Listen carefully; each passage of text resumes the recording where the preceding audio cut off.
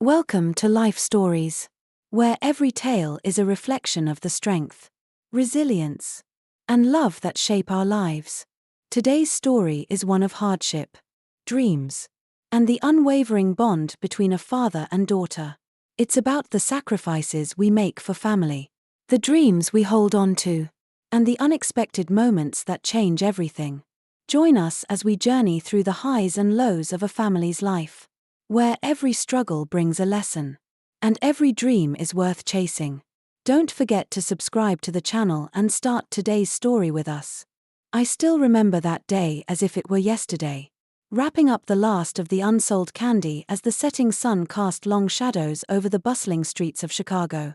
The evening air was crisp, carrying with it the faint smell of roasted peanuts from a nearby vendor and the metallic hum of city life.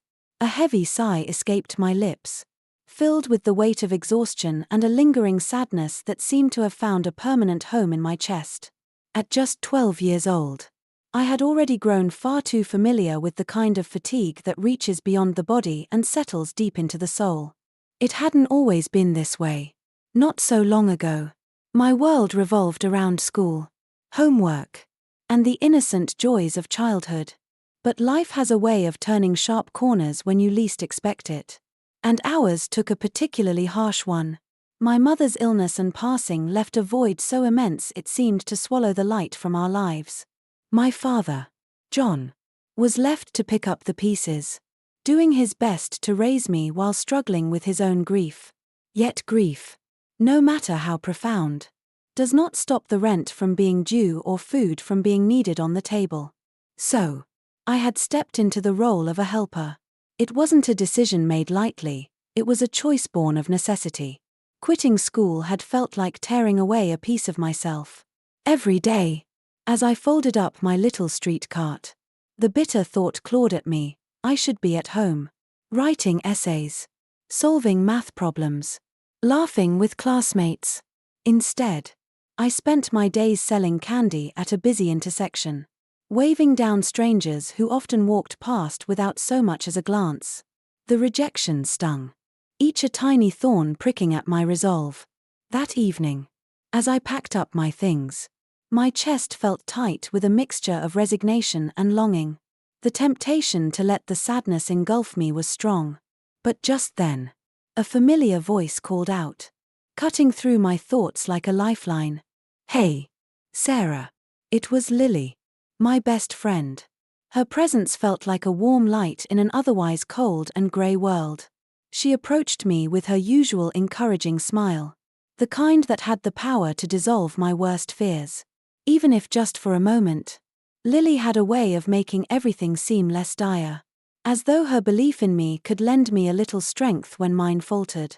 "How was your day?" she asked, her voice filled with an earnest attempt to lift my spirits. I forced a smile, though it felt as brittle as the leaves crunching underfoot. "Same as always. Sold some candy, but not enough." I could see the concern flash across her face, but she quickly masked it with a reassuring grin. Placing her hand on my shoulder, she said, "You're the strongest person I know, Sarah.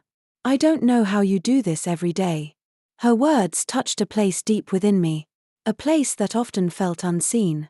For a brief moment, I allowed myself to feel safe enough to share the dreams I rarely spoke aloud. "I don't know how I do it, either," I admitted quietly. "But what choice do I have?" Her hand remained on my shoulder, steady as a rock. "You're not alone. You know, if you ever need help, just say the word." Something about her sincerity loosened the knot in my throat. I hesitated before adding, "Sometimes, I just wish I could go back to school, to only have to worry about homework and recess. To just be a kid." Lily's eyes softened, and she nodded, as though she could feel the weight of my longing. I swallowed hard and, in a voice barely above a whisper, said, "I want to be a doctor someday, Lily. I want to help people. Maybe even help my dad when he's not feeling well." Her smile broadened, and her voice brimmed with conviction. "You will, Sarah. I know you will." Later that evening, I found my father in our small kitchen, preparing a modest dinner. He looked up as I entered, his face lighting up with the familiar warmth that reminded me I was his whole world. "Hey, Sweet Pea," he said, using the nickname he'd given me when I was little. "How was your day?" I smiled, though I could tell he wasn't fooled by my practiced response. "It was fine." Lily stopped by. His hands paused for a moment as he set the plates on the table. "That Lily. She's a good friend," he said softly, as we sat down to eat. I caught the way his gaze lingered on me, his eyes shadowed with a sadness that mirrored my own. I knew he saw the exhaustion etched on my face, just as I saw the growing lines of worry on his. "You shouldn't have to bear this," he said suddenly, his voice thick with guilt. "You're just a kid." I looked at him, at the man who had given up so much for me, and my chest ached with a mixture of love and frustration. "We're doing this together, Dad. We're a team." That night, as I lay in bed, staring at the cracked ceiling of our little apartment, I clung to the hope I had whispered to Lily earlier: someday, things will change. It was a fragile hope, but it was mine. The morning light streamed through the thin curtains of our tiny apartment, illuminating the modest furniture that filled the room. My father, John, was already up, moving about the kitchen with quiet efficiency. He greeted me with a smile, though I could see the weariness in his eyes. It was a look I'd grown accustomed to, a mix of determination and exhaustion. Like a man carrying the weight of the world on his shoulders but refusing to let it show. "Morning, Sweet Pea," he said, handing me a plate of toast. "Morning, Dad," I replied, trying to sound cheerful. He sat down across from me, sipping his coffee. The steaming cup couldn't hide the slight tremor in his hands or the way he winced when he moved too quickly. I wanted to say something about his persistent cough, the one that echoed through the quiet nights, but I knew he'd brush it off like he always did. For as long as I could remember, my father had been the pillar of our little family, sacrificing everything to make sure I was taken care of. But even pillars have their limits. As we ate, he asked about my plans for the day. It was a simple question, one that should have been about school or friends. But for us, it revolved around work. "I'll head to the usual spot," I said, referring to the intersection where I sold candy. "I think today will be a good day." He nodded, his face a mixture of pride and regret. "Just don't overdo it, Sarah. You're still a kid." I wanted to argue, to remind him that I wasn't a kid anymore. Not really. But the words caught in my throat. Deep down, I knew he hated seeing me out there, waving down strangers, trying to sell enough to keep us afloat. It wasn't the life he wanted for me, and it certainly wasn't the one I had imagined. But it was the one we had. Before I left, I noticed him lingering by the window, his gaze distant. "Dad," I said softly, drawing his attention. "Are you okay?" He turned to me with a smile that didn't quite reach his eyes. "Of course, Sweet Pea. Don't you worry about me." But I did worry. I worried about the dark circles under his eyes, the way his cough seemed to worsen with each passing week, and the fact that he was growing thinner despite my best efforts to make sure he ate enough. My father was a man of few words, but his love for me spoke volumes in every gesture, every worried glance, and every sacrifice he made. That evening, after another long day of work, I came home to find him sitting at the old piano in the corner of our living room. It was a relic from a different time, a reminder of a life he rarely talked about. His fingers hovered over the keys, hesitant, as though they no longer remembered how to bring the music to life. "You used to play?" I asked, surprising even myself with the question. He looked up, startled, then gave a small nod. "A long time ago." "Why did you stop?" I pressed gently, curious about this hidden part of him. His eyes clouded with emotion as he searched for the right words. Life has a way of changing your plans," he said finally. "After your mom passed, I had to let some things go. There was a heaviness in his voice that made my chest tighten. I had always known my father carried a great deal of pain, but hearing it expressed so plainly felt like seeing a crack in an otherwise unshakable foundation. "You miss it," I said. More a statement than a question. He didn't answer right away, but the look in his eyes told me everything I needed to know. "Sometimes," he admitted, his voice barely above a whisper.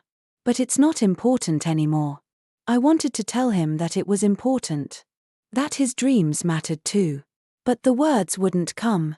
Instead, I sat beside him, listening as he told me about the days when he played in small clubs, his music filling the air with hope and joy.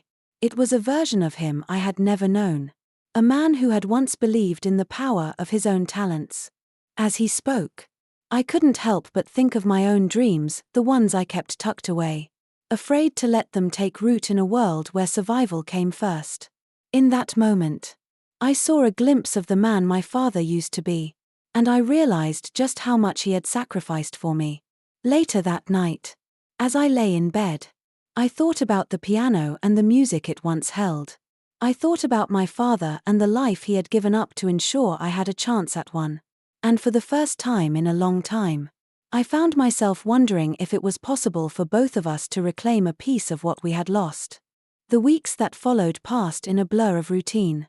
I spent my days selling candy at the same intersection, while Dad continued to work odd jobs to keep the lights on.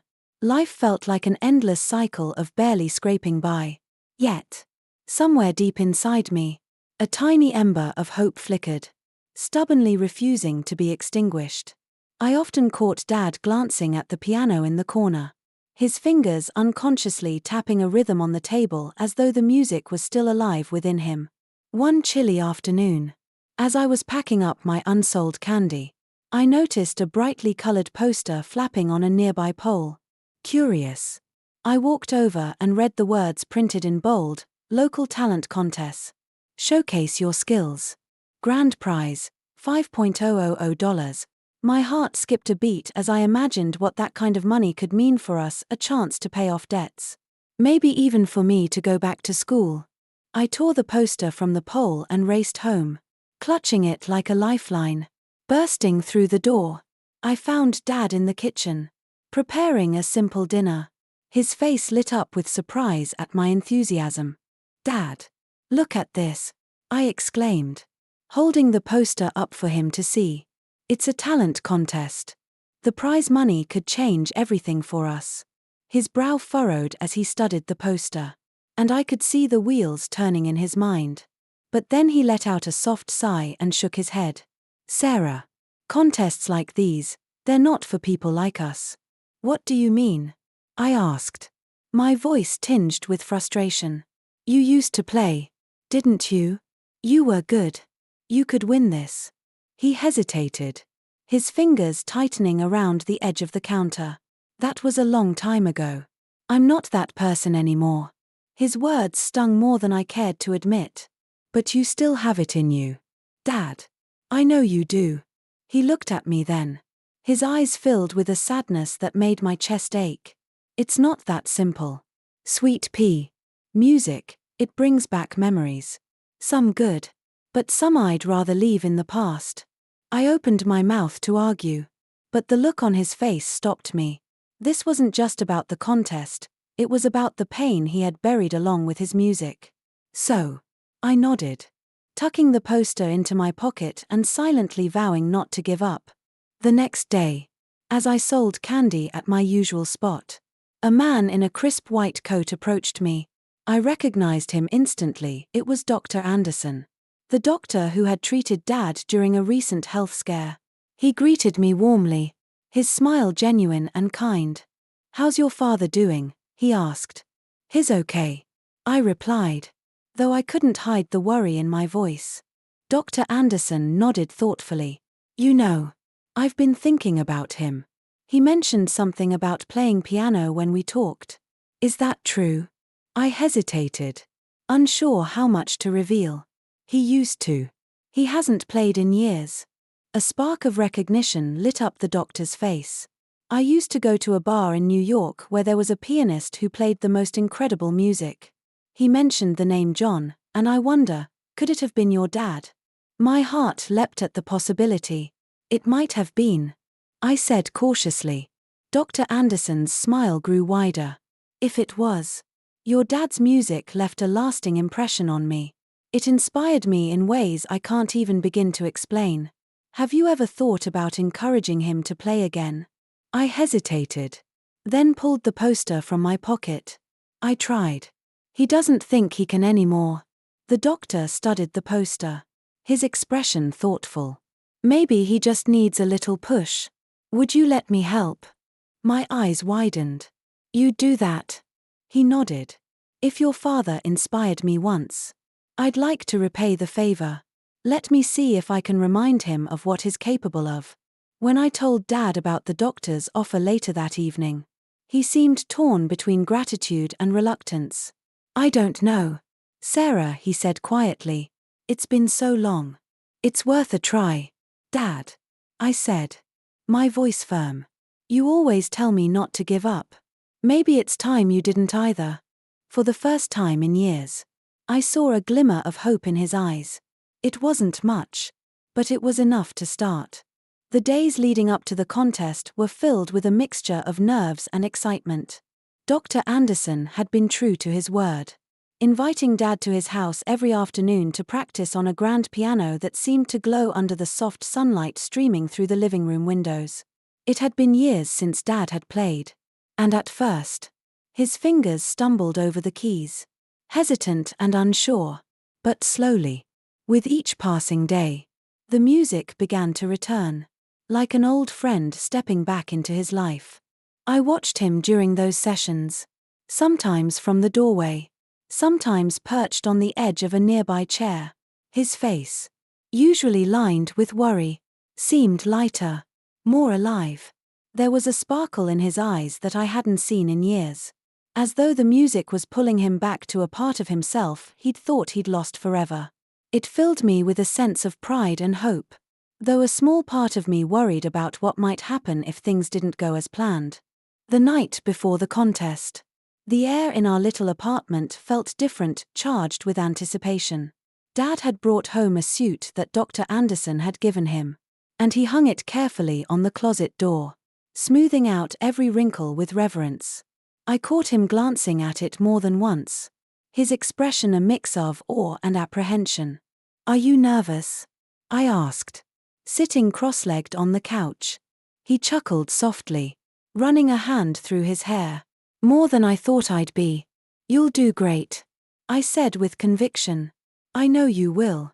He looked at me, his eyes filled with an emotion I couldn't quite name. You're the reason I'm doing this.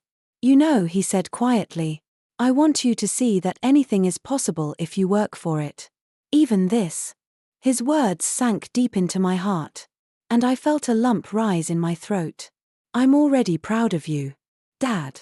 The next morning dawned crisp and clear. A perfect autumn day. Dr. Anderson arrived in a sleek black car to take us to the venue, insisting that Dad should arrive in style. As we drove through the bustling streets of Chicago, I couldn't help but marvel at how different Dad looked. The suit fit him perfectly, and though he still seemed nervous, there was a quiet determination in his posture that filled me with confidence. When we arrived, the venue was already buzzing with activity.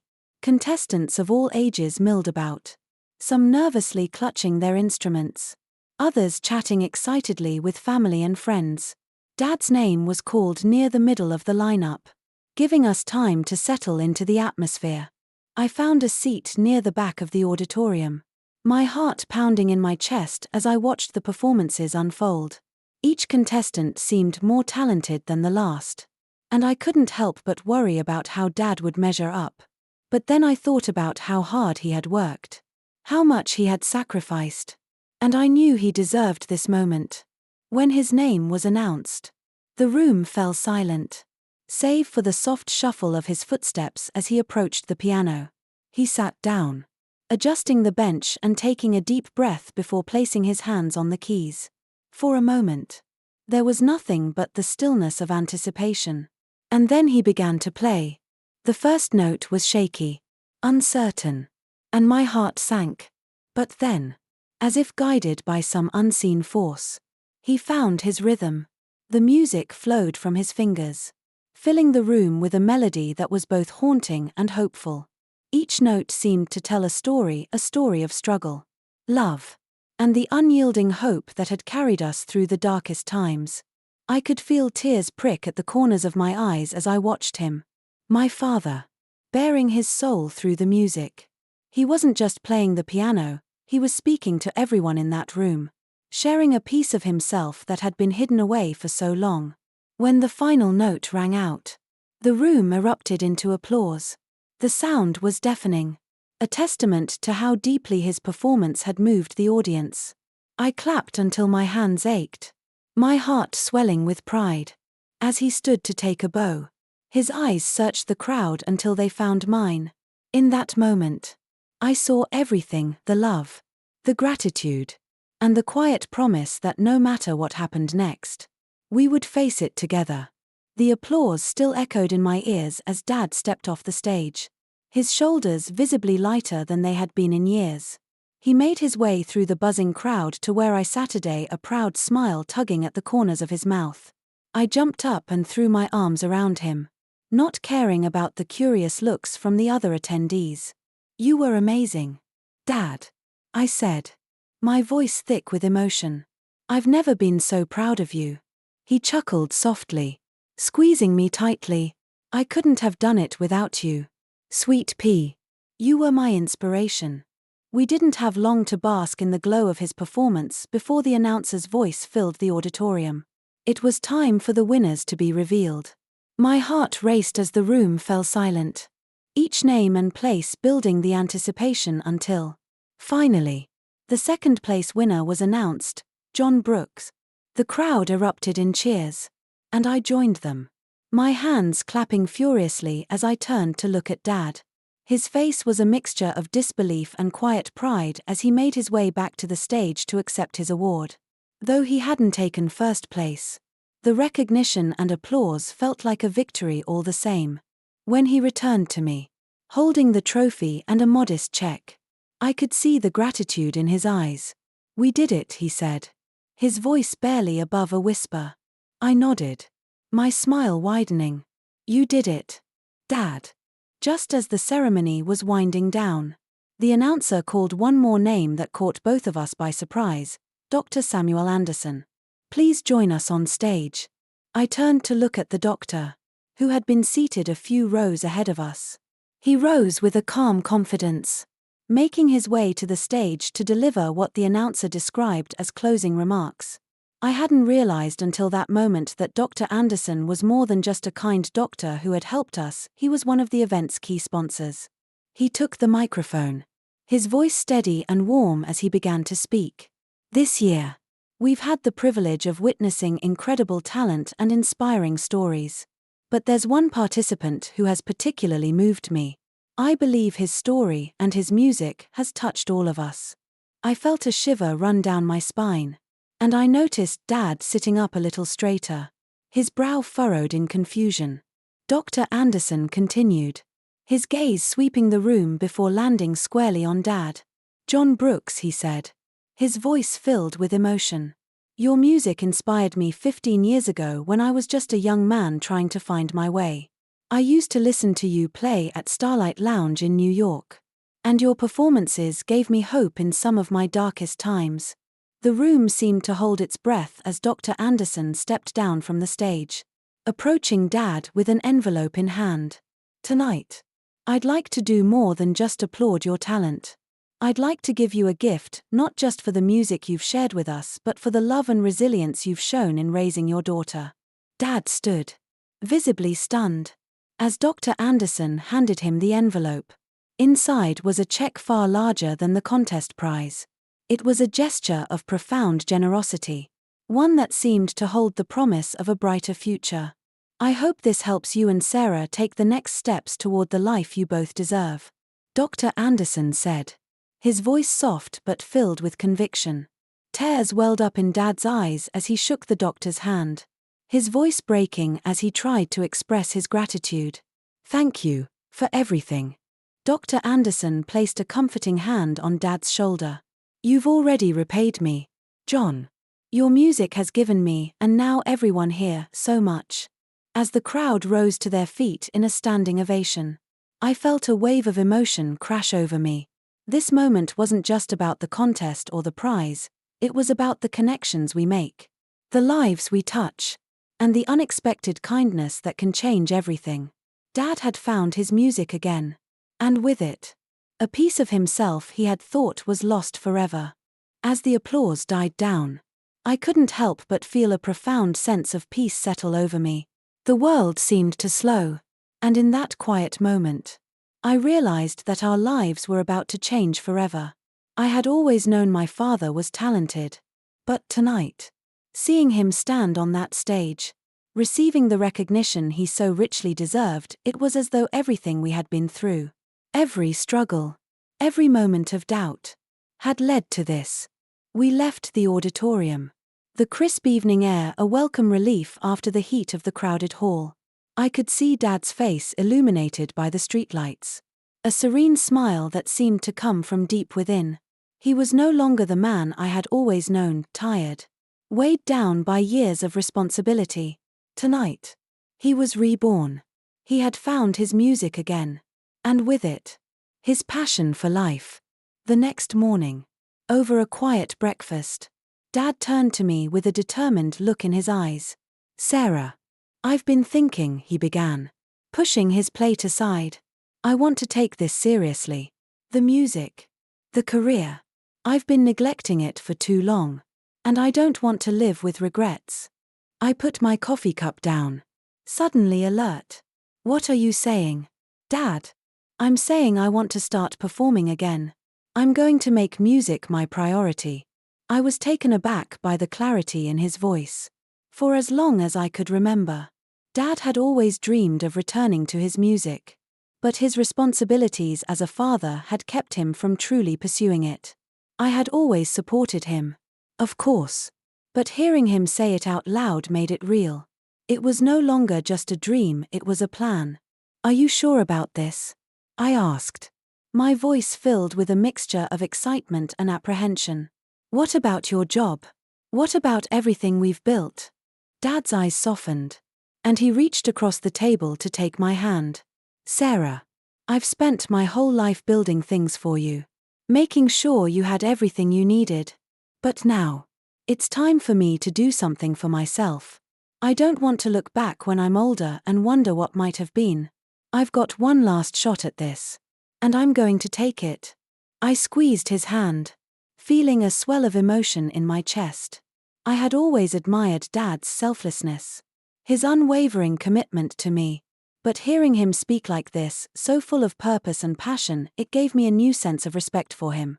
I knew it wouldn't be easy, but I was ready to support him in every way I could. "I'm with you, Dad," I said, my voice firm. "Whatever you need, I'll be here." He smiled, a tear glistening in his eye. I don't think I've ever been as sure of anything as I am about this.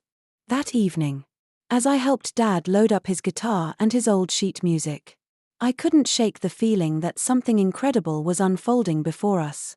This wasn't just about Dad chasing his dreams, it was about both of us, together, stepping into a future that was uncertain but full of possibility. As the weeks passed, we took our first steps toward making Dad's dream a reality. We found a small recording studio, and he started practicing with a local band. The music was raw at first, the notes coming out a little offbeat. But with every passing day, I saw him grow stronger. His confidence returned, and so did the spark in his eyes.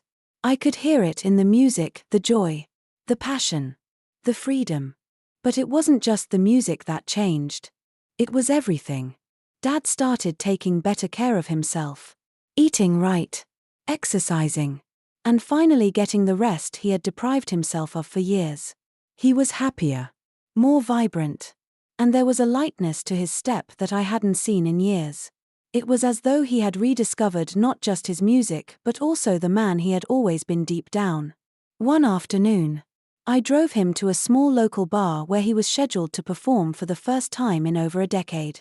His hands were shaking slightly as he adjusted the strings on his guitar, and I could tell he was nervous. Despite the brave face he was putting on, I placed a hand on his shoulder. "You've got this, Dad," I said softly.